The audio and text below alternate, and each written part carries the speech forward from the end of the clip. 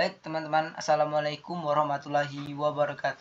Perkenalkan, nama saya Andro Sidin dengan NIM 2302020017, mahasiswa Universitas Bina Insan, program studi Teknik Informatika semester 3.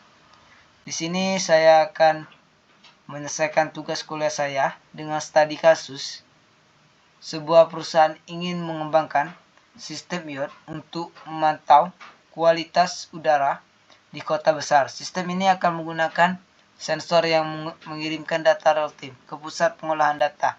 Tantangan utama mereka adalah: yang pertama, pemrosesan data dalam jumlah besar secara real time. Tantangan yang kedua, konsumsi daya rendah karena sistem akan ditempatkan di lokasi terpencil. Tantangan yang ketiga, keterbatasan memori dan prosesor pada perangkat IoT. Pertanyaannya, yang pertama, jelaskan arsitektur prosesor yang ideal untuk perangkat IoT ini. Apakah lebih baik menggunakan arsitektur von Neumann atau Hilbert? Berikan alasannya. Pertanyaan kedua, bagaimana Anda akan mengoptimalkan konsumsi daya perangkat ini pada tingkat arsitektur perangkat keras? Pertanyaan ketiga, peran apa yang dimainkan cache memori dalam meningkatkan performa sistem IoT ini? 4. Rancangan metode kompresi data yang efisien untuk mengurangi kebutuhan memori. Baik teman-teman, sini saya akan menjawab pertanyaan satu persatu. Pertanyaan pertama, jelaskan arsitektur prosesor yang ideal untuk perangkat IoT ini. Apakah lebih baik menggunakan arsitektur von Neumann atau Hilbert? Berikan alasannya. Menurut pendapat saya, kita lebih baik memilih arsitektur Hilbert. Lebih disarankan untuk perangkat IoT dalam konteks ini karena memiliki beberapa keunggulan dalam aplikasi real time dan efisiensi sumber daya. Sini ada beberapa alasan kenapa kita harus memilih arsitektur Hilbert ini. Yang pertama yaitu kecepatan akses memori. Kecepatan akses memori Hilbert memiliki dua saluran memori terpisah. Satu untuk instruksi dan satu lagi untuk data. Ini memungkinkan prosesor untuk mengakses data dan instruksi secara simulatif yang meningkatkan kecepatan prosesor, terutama pada aplikasi yang membutuhkan kecepatan tinggi seperti pemantauan real time. Yang kedua, pemrosesan paralel. Dengan arsitektur Hilbert, instruksi dan data dapat diproses secara paralel sehingga lebih efisien dan mengatasi beban kerja yang besar seperti pengolahan data sensor secara simulatif. Alasan yang ketiga yaitu mengurangi gangguan. Mengurangi gangguan dengan memisahkan saluran data dan instruksi. Arsitektur Hilbert mengurangi risiko terjadinya konflik antara pemrosesan data dan pengambilan instruksi yang dapat mempercepat eksekusi. Nah, baik teman-teman, kenapa kita tidak disarankan untuk memilih prosesor von Neumann? Yaitu arsitektur von Neumann ini hanya memiliki satu jalur untuk instruksi dan data, sehingga sering mengalami bottleneck saat memproses data dan instruksi secara bersamaan, yang bisa melambat kinerja terutama pada sistem dengan banyak data real time seperti pada IoT. Pertanyaan kedua, bagaimana Anda akan mengoptimalkan konsumsi daya perangkat ini?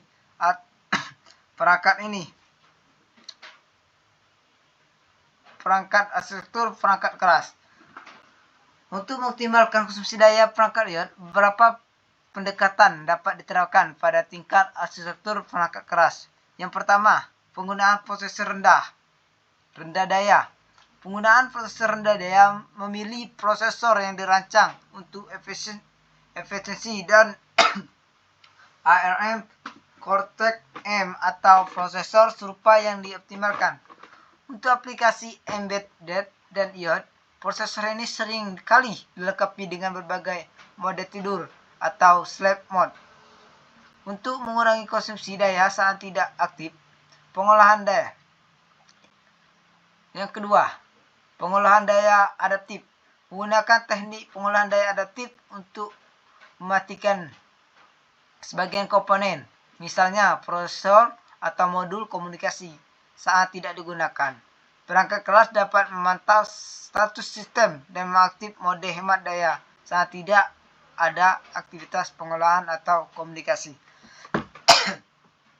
Yang ketiga, pemanfaatan perangkat keras khusus menggunakan unit pemrosesan berbasis akselerator seperti unit pemrosesan sinyal digital DSP atau unit pemrosesan berbasis FGA untuk mempercepat komputasi tertentu seperti kompresi data atau analisis sensor, sehingga mengurangi kebutuhan prosesor utama dan konsumsi daya.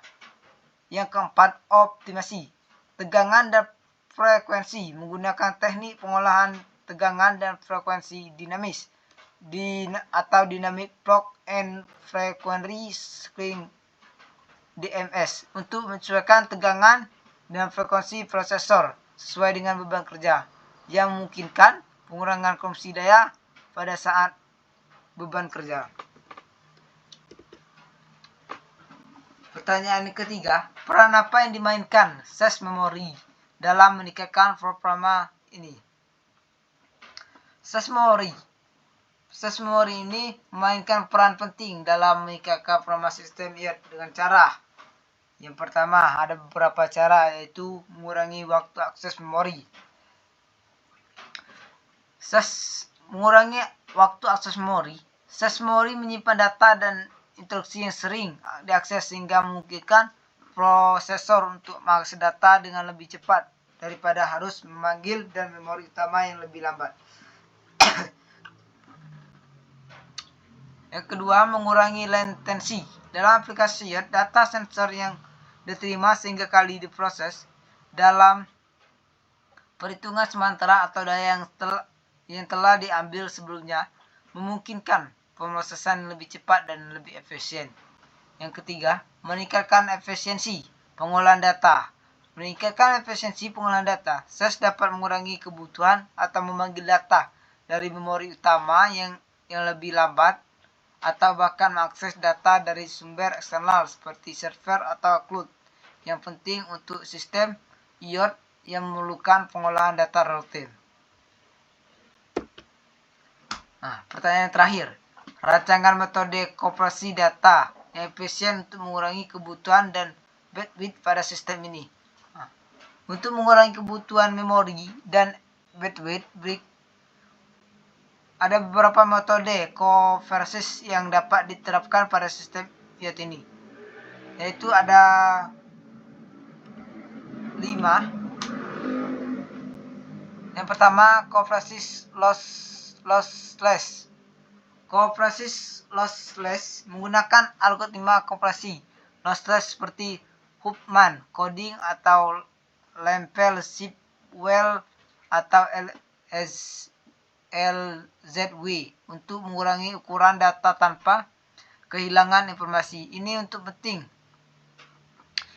penting untuk memastikan bahwa data yang dipantau tetap akurat dan dapat dipulihkan sepenuhnya saat diperlukan. Yang kedua, konversi dengan pengodean entropy. Konversi dengan pengodean entropy. Penggunaan pengodean entropy dapat mengurangi reduksi dalam data seperti pengodean variabel panjang atau bit yang lebih sering muncul. Ini dapat secara signifikan mengurangi ukuran atau sensor yang dikirim melalui jaringan. Yang ketiga, konversi berdasarkan waktu. Karena data sensor sering memiliki pola yang berulang dan periode waktu yang singkat, teknik konversi berbasis prediksi seperti delta encoding dapat digunakan untuk hanya mengirim perubahan atau terjadi bukan seluruh dataset. Yang keempat, konversi berdasarkan pola.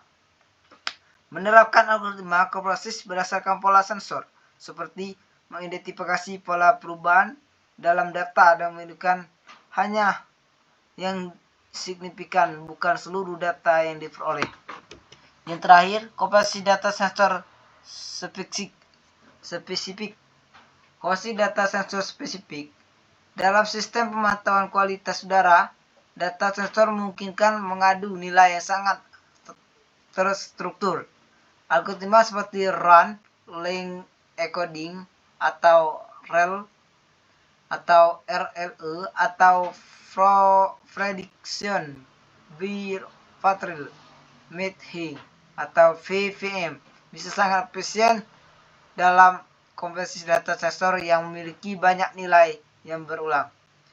Jadi teman-teman, dengan menggunakan metode konversi yang tepat, kebutuhan memori dan bandwidth untuk mengolah data dapat dikurangi, yang membantu mengoptimalkan penggunaan sumber daya dan perangkat IoT yang terbatas. Jadi teman-teman, kesimpulan dari pembahasan tadi yaitu arsitektur rapat lebih ideal daripada non-domain untuk sistem IoT ini karena kecepatan akses memorinya dan pemrosesan paralel. Kesimpulan kedua, pengolahan daya dapat dioptimalkan dengan memilih prosesor hemat daya, menggunakan pengolahan daya adaptif dan memperkenalkan akselerator perangkat keras. Baik teman-teman, itulah jawaban dari saya. Saya akhiri. Wassalamualaikum warahmatullahi wabarakatuh. Thank you.